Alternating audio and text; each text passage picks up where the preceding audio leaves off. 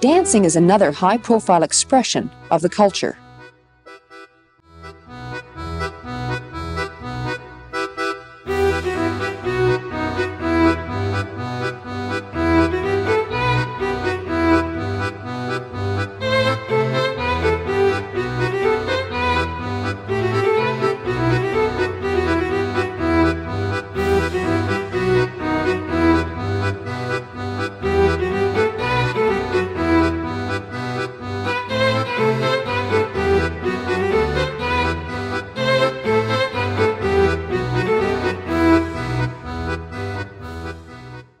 These dancers have performed in various parts of Canada and are now performing in the United States.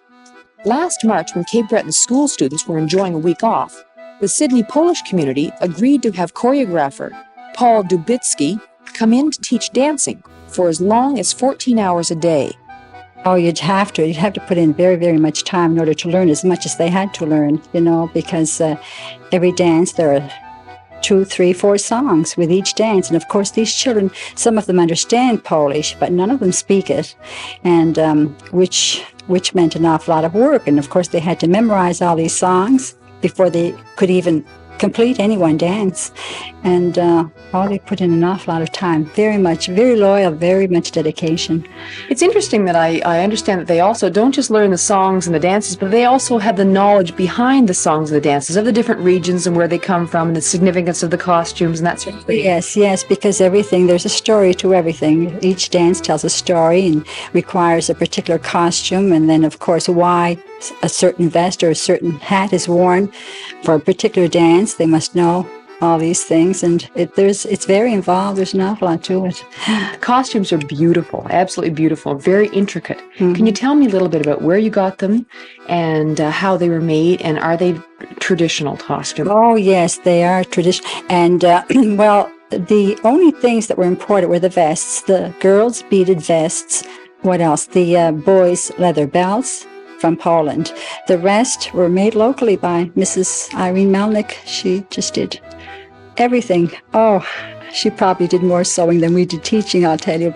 When I was young, like I said, we didn't have anything to do with maybe cultural studies or dancing. There was no such thing as Polish dancing. I didn't know anything about it myself. But now when you had the resurgence of the multicultural government sponsored agencies coming in and starting up grants and studies and everything, well, then you had a development of cultures. All of a sudden, I'm using our community as an example, the Polish community. All of a sudden, you have the Polish community saying to each other, well, you know, we're Polish, we're proud, we have something. Let's see what we have. Then we began with the resurgence of maybe more singing in the church, more Polish singing. And I think this idea, when they got involved in the Polish culture, the Polish dancing and so on, it has made them so much closer. It has kept our youngsters together. They operate like one family. You know, I find even when they plan outings or parties outside of the dance group, it's the same ones that will keep together. It's really regenerated an interest in the culture, perhaps something their parents didn't even have. But they're so happy about it and proud of the heritage they do have and what they've been exposed to culture-wise.